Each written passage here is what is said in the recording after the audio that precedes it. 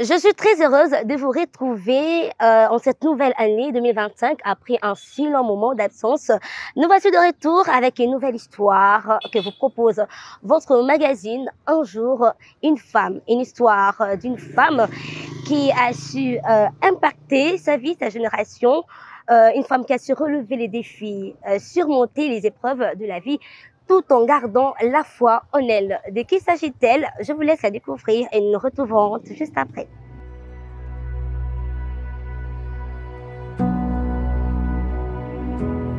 Je commence d'abord par me présenter. Je m'appelle Léa Légende Tshishimo Kondo.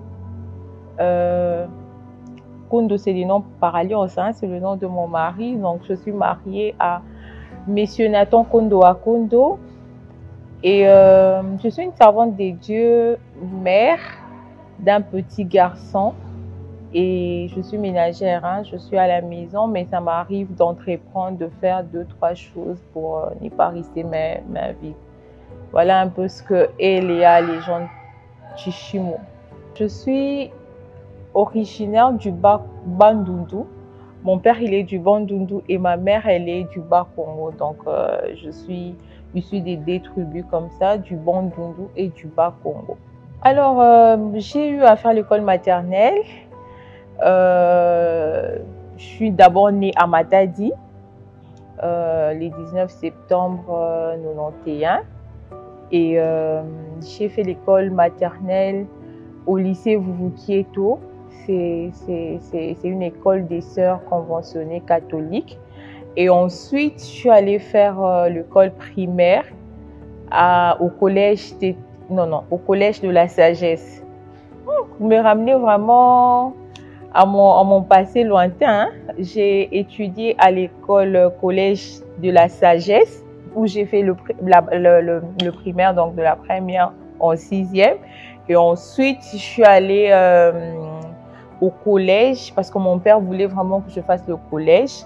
Je suis allée chez les catholiques, en fait, hein, pour préciser, parce que où j'étais, ce n'était pas chez les catholiques, c'était privé.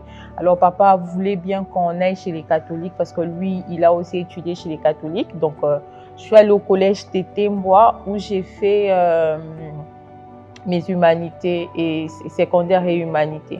Ça n'a pas été facile, déjà, il faut dire. J'ai repris parce que moi, je ne voulais pas quitter le collège de la Sagesse où c'était privé. Je voulais rester là parce que la plupart de mes amis étaient là. Donc, quand je suis allée, j'ai repris la première. Et puis, arrivé en 5e, j'ai appris à connaître le Seigneur. Et c'est là où vraiment j'ai appris c'est quoi les épreuves, hein, où on a ouvert le chapitre des épreuves avec le Seigneur. Donc, j'ai encore repris la 5e.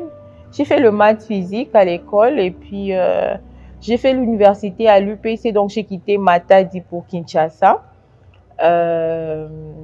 Voilà, j'ai fait l'université à l'UPC où j'ai fait le droit public international, la licence. Par la grâce de Dieu, je crois que je vais continuer et en vue de faire la théologie. Il faudrait dire pour quitter Matadi, venir à Kinshasa, ça n'a pas été facile. Déjà pour moi, Kinshasa, ce n'était pas dans mes plans.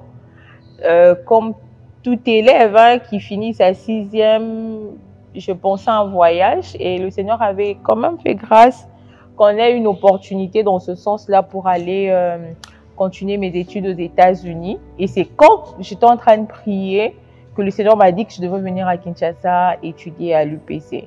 C'était vraiment très clair. Et j'étais obligée de dire à mes parents.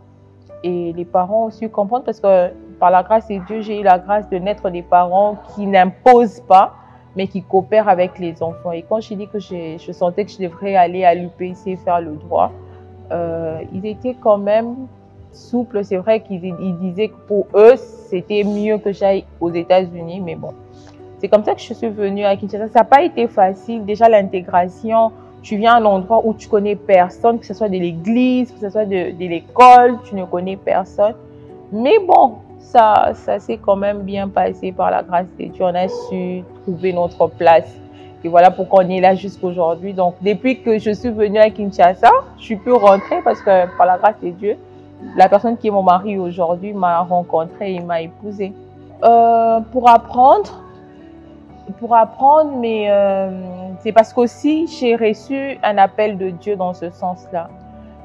Depuis, comme je l'ai dit, quand j'étais à l'école secondaire, j'avais reçu cet appel de Dieu. Et par la grâce de Dieu, on a su quand même parcourir une longue, comment je dirais, une longue route avec le Seigneur. Et je sens que c'est le moment pour moi de pouvoir apprendre, d'étudier pour ne pas dire n'importe quoi. La Bible dit qu'à la foi, ajouter la connaissance, et puisque je dois exercer pleinement dans ce sens-là, je veux apprendre.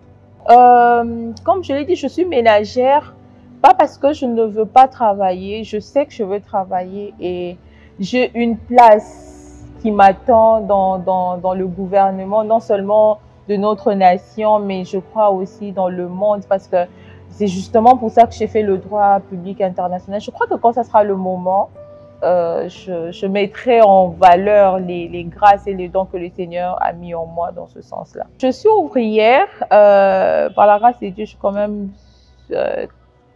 parcouru beaucoup de départements, si je peux l'appeler comme ça. Quand j'ai reçu le Seigneur, par exemple, j'ai commencé au protocole, au service d'accueil. J'ai travaillé comme service d'accueil. Et puis, quand je suis venue à Kinshasa, à l'église où je m'étais engagée, j'étais à Philadelphie. À Matadi, j'étais à la borne de Matadi. C'est là où j'ai rencontré le Seigneur, chez le pasteur Maurice Mouéou. Et quand je suis venue à Kinshasa, donc j'ai commencé à Philadelphie. Chez les pasteurs Roland Dallot à l'époque, parce qu'aujourd'hui c'est le pasteur Ken Luamba qui occupe la place du visionnaire. Et là j'étais à la jeunesse, au conseil, parce que j'aime beaucoup la jeunesse. Partout où je suis jusque-là, je suis en train de servir à la jeunesse. Et lorsque je me suis mariée, par la grâce de Dieu, j'ai donc dû quitter l'église où j'étais pour rejoindre mon mari à son église. Là je suis diaconesse et aussi toujours à la jeunesse, à l'intercession.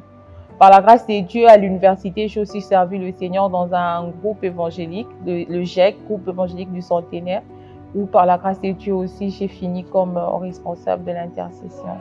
Donc, je ne sais pas dire dans quel département je sers, mais je sers où le Seigneur veut que je sois. Mais mon ministère, c'est l'intercession. J'aime la prière, j'aime porter les gens dans la présence de Dieu.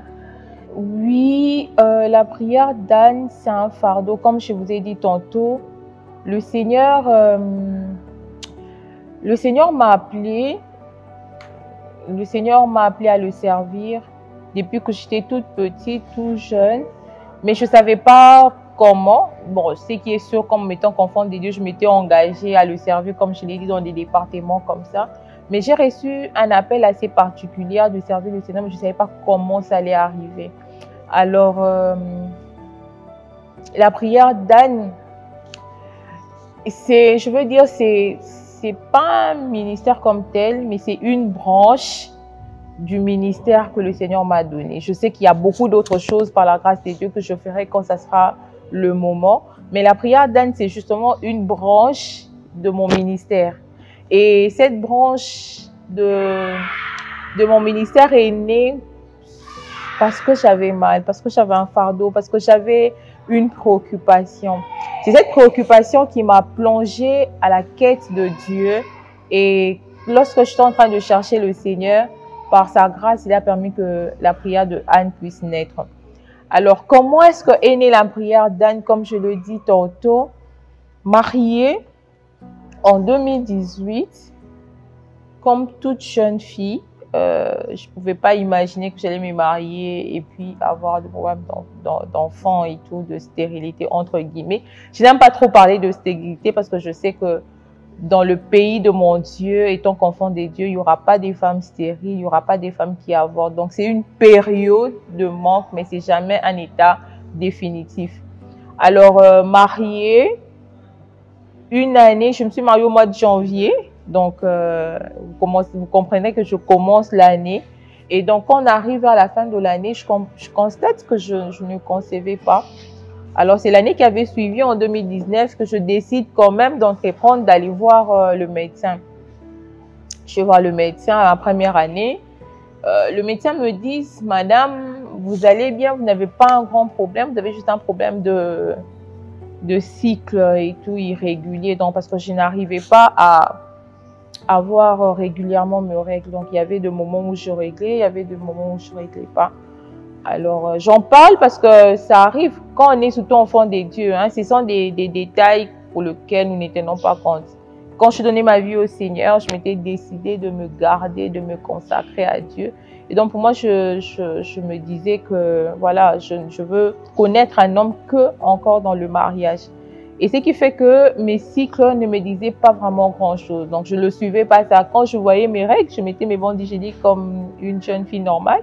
Et puis, ça ne m'inquiétait pas. Une fois dans le mariage, que j'ai constaté que c'était un problème, le fait de ne pas avoir son cycle régulièrement. Et c'est comme ça que le médecin a décidé de quand même me soigner et tout. Alors, je m'étais plongée dans les traitements. J'ai suivi le traitement. Après, ça n'a pas abouti. On est en 2020. En 2020, je reçois une sœur à moi, Milka Ngoï, que je salue, certainement va tomber sur l'émission. Elle m'emmène une de ses amies à la maison, parce que Milka, c'est ma belle-sœur aussi, c'est la sœur de mon mari. Alors, pendant qu'elles étaient là, on mange, je ne sais même plus si on avait mangé, mais certainement, parce que chez moi, quand les gens viennent, ils mangent toujours. Alors, quand on finit, son amie dit, non, je sens le Seigneur vous conduire en prière, ton mari et toi, pendant 40 jours. Quand elle dit ça, je la regarde, je dis, est-ce qu'elle s'entend parler? 40 jours de prières. Comment ça va arriver? Chez moi, il y a toujours des gens, parce qu'à l'époque, j'habitais pas loin de la place des Évolués. Ceux qui connaissent la ville de Kinshasa vont se retrouver.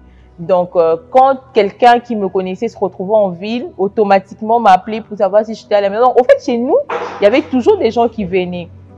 Alors, je dis, bon, si c'est Dieu, alors ça va se faire. Elle part. Je raconte à mon mari, c'était quoi ma journée, et puis je lui dis le message que j'avais reçu. Alors, pendant qu'on se demandait comment est-ce que ça allait se passer, il y avait le Covid. Donc, ça s'est fait que la partie de la ville devrait être confinée et tout. Alors, pour nous, c'était vraiment une opportunité que le Seigneur nous avait donnée pour pouvoir être en prière. On s'est dit, tiens, pourquoi ne pas profiter de ce moment de chercher le Seigneur? Et c'est pendant qu'on était en train de prier, on a passé des très bons moments pendant le confinement. Et c'est là où on a cherché le Seigneur. Mais je me rappelle, je regardais le statut WhatsApp d'un frère. Si vous me permettez, je citerai son nom, Nicodème. J'ai commenté parce qu'il avait posté un de mes versets préférés. C'est Jean 3, 8, je pense, si je ne me trompe pas. Vous permettez que je vérifie, hein? Où la Bible est en train de dire que le vent souffle où il veut. Jean 3, 8. Le vent souffle où il veut et tu entends le bruit, mais tu ne sais d'où il vient ni où il va. Il en est ainsi de tout homme qui est né de l'esprit. Alors, quand il poste ça, je commente son statut. Et puis, il me dit, le Seigneur m'a parlé de toutes les personnes qui allaient commenter ce post. Alors, puisque tu commentes, le Seigneur, il a commencé à prophétiser sur moi.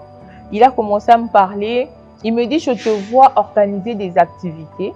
Il y avait beaucoup de gens qui venaient et qui recevaient de réponses à leurs prières. Et puis, il ajoute encore, il dit, je te vois même faire de live et tout. Et les gens signalaient, j'entends les gens dire, ah, Abandi, beaucoup, ça, son lingala. Donc, elle a commencé. Alors, entrer, suivez le live et tout. Quand il a dit ça, je faisais aucun live. En fait, je faisais ma vie, je cherchais mes enfants, j'ai prié et tout. Quand il a dit, j'ai noté dans mon agenda, Alors, le confinement est passé. C'est une parole quand même qui était restée. On arrive au mois de septembre, le mois de mon anniversaire. Comme je l'ai dit, je suis née le 19 septembre. Et pendant que j'étais en train de prier, c'était même au mois d'août. Je crois que c'était le dernier jour d'août pour traverser. Pendant cette traversée-là, parce que chaque fin du mois, j'ai l'habitude de prier pour consacrer le mois qui suit entre les mains de Dieu. Pendant que j'ai prié, surtout que c'était mon mois d'anniversaire, le Seigneur me parle. J'entends le Seigneur me parler. Il me demande d'organiser une journée de prière avec le nom de prière d'Anne. Pour moi, c'était inconcevable. Je refuse. Enfin, quand j'ai fini la prière, j'ai dit à mon mari, j'ai dit, regarde ce que le Seigneur me dit. Il me demande d'organiser la prière. Il me dit que cette prière va s'appeler prière d'Anne. Mon mari me dit, non, ça ne peut pas être Dieu quand même. J'ai dit, si, le Seigneur m'a demandé d'organiser une prière et ça va s'appeler la prière d'Anne. Alors, je me suis dit en moi-même, je veux le faire si les gens avec qui je veux partager l'histoire m'encourageaient. Mais s'ils me disent non, qu'on ça la tête, je ne ferai pas. J'informe mon amie la Milka. Je dis, regarde ce que le Seigneur me dit et tout. Elle me dit, fais. Je parle à quelqu'un d'autre, il me dit, fais. Je parle à une tierce personne, le Seigneur me dit, fais. Alors, je commençais à prier. C'est quand j'ai commencé à prier que le Seigneur a commencé à me parler de la prière d'Anne. Dans ma tête, c'était seulement une journée. Parce que le Seigneur me disait qu'il allait répandre des enfants.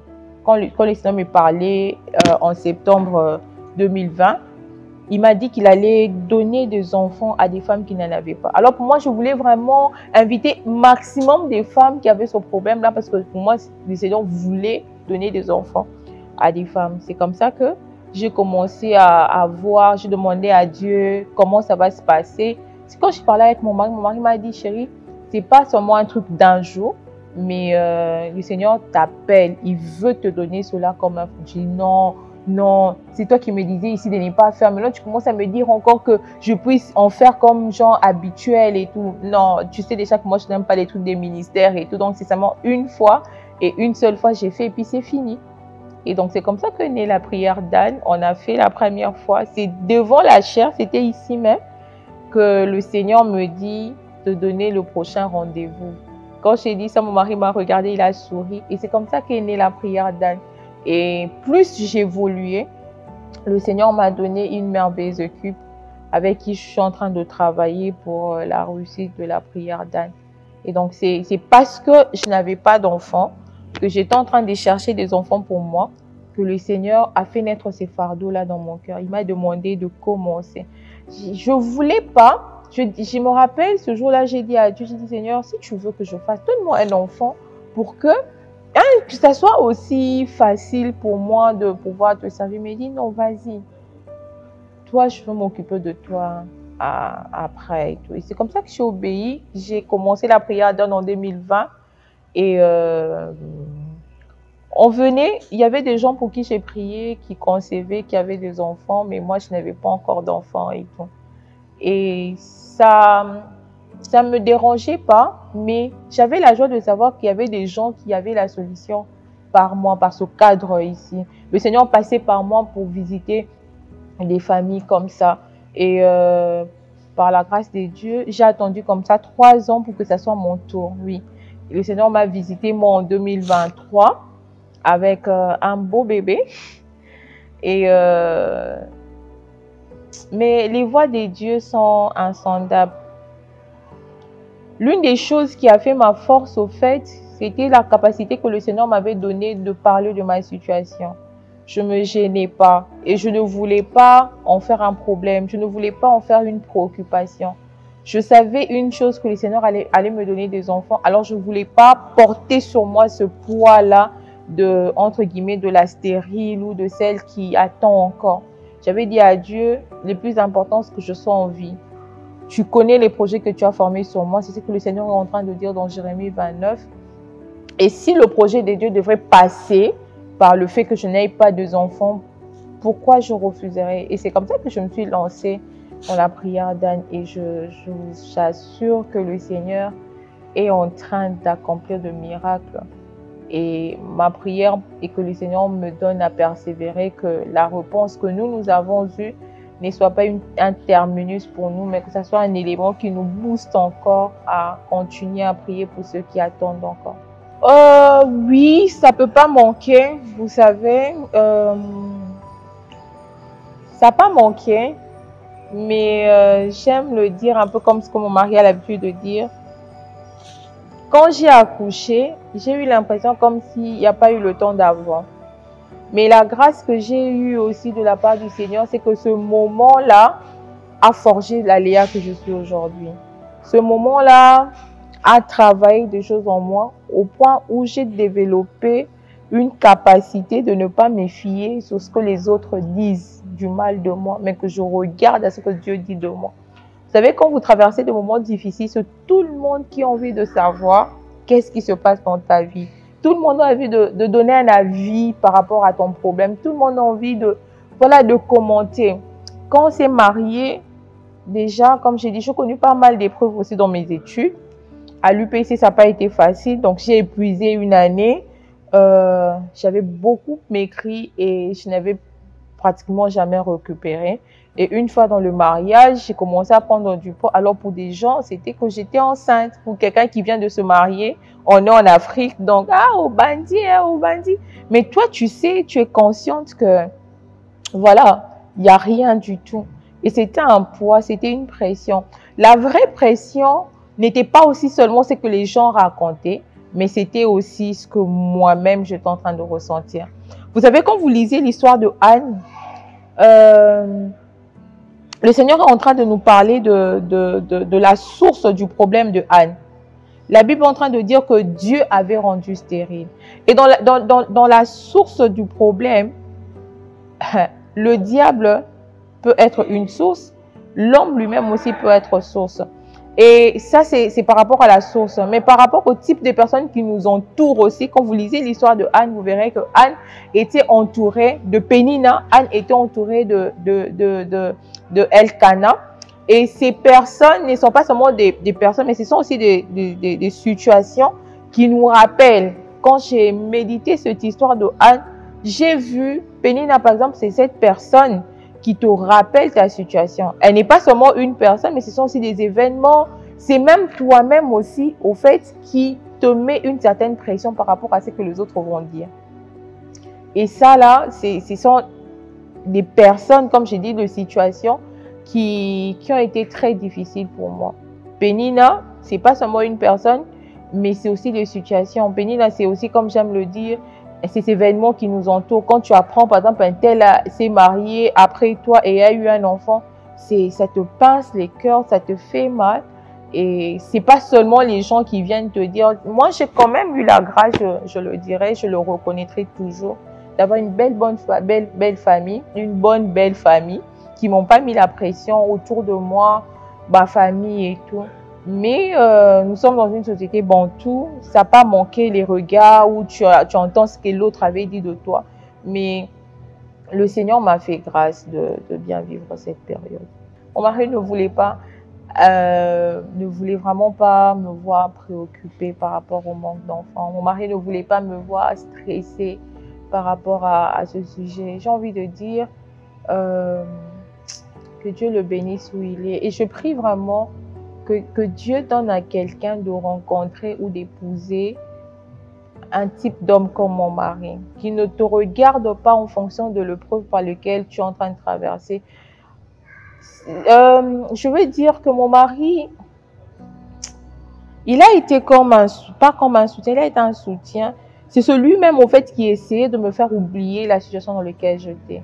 Quand je pouvais être inquiète, il faisait tout pour me mettre dans un mood, dans une atmosphère de joie, de paix, de quiétude. Et c'est jusqu'à maintenant. Et à un moment, je me demande, c'est vraiment un don de Dieu, parce que Nathan veut dire don de Dieu. C'est vraiment un don de Dieu pour ma vie. Et je prie vraiment que quelqu'un rencontre un mari comme ceci. Il m'a beaucoup aidé, il m'a beaucoup soutenu. Aucune fois, mon mari ne m'a sorti du genre... c'est à cause de toi qu'on n'a pas d'enfant, parce que justement, on a été voir le médecin. C'est moi qui avais des problèmes, lui n'avait pas de problème. Aucune fois. Mon problème, c'était son problème. Il a fait de notre problème un problème de couple. Et ça m'a vraiment facilité la tâche, si je peux dire ainsi. J'ai su que j'étais grosse, c'était au mois de février 2023. Je me sentais pas bien. On était en déplacement. J'étais en déplacement. Déjà avant de voyager, je me sentais pas bien. Quand je suis arrivée, j'étais à Matadi chez les parents. Je me sentais pas bien. J'ai dit à mon mari, je suis allée à l'hôpital. Il me dit non, tu n'iras pas à l'hôpital là-bas. Il faut que tu rentres, que tu viennes à l'hôpital. Alors je pensais que ça allait passer comme tous les autres malaises que j'ai eu à faire. Vous savez, quand vous êtes habitué à une situation, vous ne pouvez pas vous attendre que ce soit ce moment-là que le Seigneur vous visite. Donc, dans ma tête, sincèrement, l'hypothèse d'une grossesse n'existait pas, en fait. Alors, quand je suis rentrée, c'était un samedi, mon mari me dit, non, c'était un vendredi, le samedi, j'observe, et le dimanche, je n'allais pas bien. Mon mari m'a dit, non, chérie, il faut qu'on aille à l'hôpital. On n'est même pas allé à l'église ce matin-là, on est allé à l'hôpital. On arrive, on fait des examens, pour être un peu brève, on fait des examens. Il fallait attendre les résultats. Je n'avais pas mangé, je voulais manger quelque chose. Le temps que le résultat ne sorte, on rentre à la maison. Mais vous savez, je pouvais ressentir, si je peux dire ainsi, que c'était... On allait à un rendez-vous. Même mon mari m'a dit, il me dit, je vais à j'ai rendez-vous avec la gloire. On a mis la musique, on est arrivé à l'hôpital. Avant même qu'on ne fasse des examens, le médecin qui me dit, il voit sur la fiche, parce que très souvent on écrit sur la fiche des heures d'enfants, un truc du genre, quand vous cherchez des enfants. Quand j'arrive, le médecin me dit, mais madame, la dernière fois que vous avez réglé, c'était quand? Je dis, je ne sais même pas et tout. Parce que dans ma tête, c'était pas évident de tout le temps chercher à savoir. Et puis, il me dit, bon, on va faire le test. Comme ça, on va prescrire le médicament. Je dis, pourquoi prescrire les médicaments? Si je suis enceinte, il me dit, oh, mais si vous êtes enceinte, c'est une bonne chose et tout. Et là, c'était avant. On est rentré à la maison, c'est quand on allait pour le résultat, on était vraiment en amour de louange et tout. Et on arrive, le médecin qui dit effectivement, madame, vous êtes enceinte. J'ai toujours la vidéo, je ne sais pas si je vais vous envoyer pour voir. Mon mari m'avait quand même filmé, je transpirais vraiment, vous pouvez voir comment la sueur descendait. En fait, c'était les chocs de beaucoup d'émotions. Je n'en revenais pas. Et mon mari qui disait au médecin, mais monsieur, est-ce que vous êtes sûr que c'est vraiment une grossesse? Parce que depuis que je suis mariée, je n'avais jamais conçu à terre abattue. C'était jamais arrivé. Alors quand vous sentez un truc pareil, mon mari était sous les chocs. Et puis à un moment, je le regardais, je dis, mais on attendait ça ou pas? Parce que c'était genre, oh, mais vous êtes sûr, docteur, est-ce que vous n'êtes pas trompé, ma femme? J'étais là, je le regardais. Déjà que je ne me sentais pas bien, j'avais envie de lui dire, oh, on dit matin. Donc moi, je ne peux pas concevoir, c'est ça.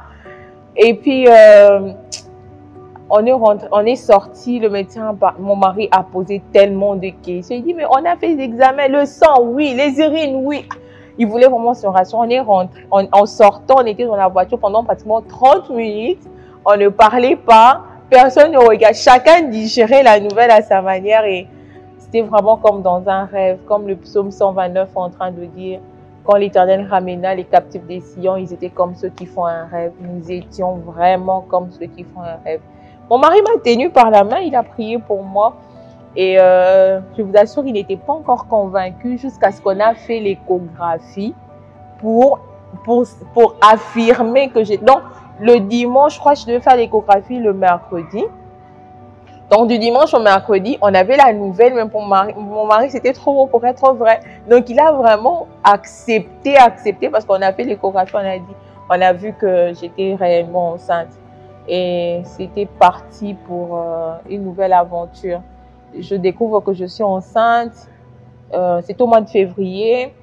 Au mois de mars, je me promenais parce que mon ventre était encore plat. Mais ce qui était bizarre, j'étais enceinte de 12 semaines d'aménorrhée. Mais je ne savais pas. Donc, c'était ma 12 semaines, mais je ne savais pas. C'était le miracle que le Seigneur a permis que nous puissions vivre. Et voilà.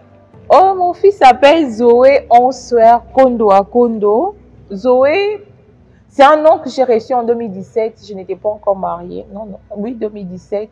Je n'étais pas encore mariée. Pendant que je priais même avec mon fiancé, celui qui est devenu mon mari, le Seigneur m'a donné ce nom-là parce que Zoé veut dire la vie des dieux. Et Onsuer, c'est encore à une autre retraite où quelqu'un m'a dit, qu'ils voyaient le Seigneur, je crois que c'était en 2021. Hein? Octobre 2021, on priait. La personne m'a dit, le Seigneur te donne un fils qui s'appelle Eyano. Et donc, bon, je me suis dit, Eyano, c'est un peu trop restreint, c'est en lingala. Mais j'ai plus voulu que ça soit dans une langue internationale pour que tout le monde comprenne, même ceux qui ne parlent pas les lingala, comprennent que c'est une réponse. Il s'appelle Zoé Onswer, la réponse que le Seigneur nous a donnée. Alors, si déjà vous avez la grâce de me voir maintenant et d'écouter ma voix, sachez que tant que vous êtes encore en vie, cela n'est jamais fini pour vous. La Bible déclare qu'il y a de l'espoir pour ceux qui vivent. Vaut mieux un chien vivant qu'un lion mort. Et donc, j'aimerais dire à quelqu'un qui m'entend, qui connaît même quelqu'un qui traverse un moment difficile, de prendre le temps de prier pour cette personne et de croire que c'est jamais fini avec le Seigneur. Comme je l'ai dit au début, que dans la parole de Dieu, on dit qu'il n'y aura pas de femmes stériles, il n'y aura pas de femmes qui avortent. Donc, il faudrait directement comprendre que c'est un temps que ça peut arriver que tu puisses manquer, mais tu ne manqueras pas toujours. J'allais dire alléluia. Vous pouvez manquer un temps, mais vous ne manquerez pas toujours. De croire, et au son de ma voix, au-delà de vous dire de croire, je prie que le Seigneur vous visite, que le Seigneur vous fasse beaucoup de bien et que ce qui est impossible pour vous devienne possible au nom de Jésus. 4 ans de vie de stérilité, mais tout en gardant la tête haute, en ayant la foi en Jésus-Christ de Nazareth. Ce que j'aime dans cette histoire est que non seulement elle a cru en Jésus, mais elle s'est aussi appropriée de la parole de Dieu qui dit que dans ma maison, il n'y aura pas de femmes stériles. Alors, si cela s'est accompli dans la vie de Madame Léa, pourquoi pas cela aussi s'accomplisse dans ta vie. Alors crois et tu verras la gloire de Dieu. C'était Naomi Mukongo dans la présentation et Freddy Bouzantoko dans la réalisation. Je vous dis merci de nous suivre et retrouvons-nous tout prochainement pour un nouveau numéro de votre magazine Un jour une femme. Quant à moi, je vous dis ciao.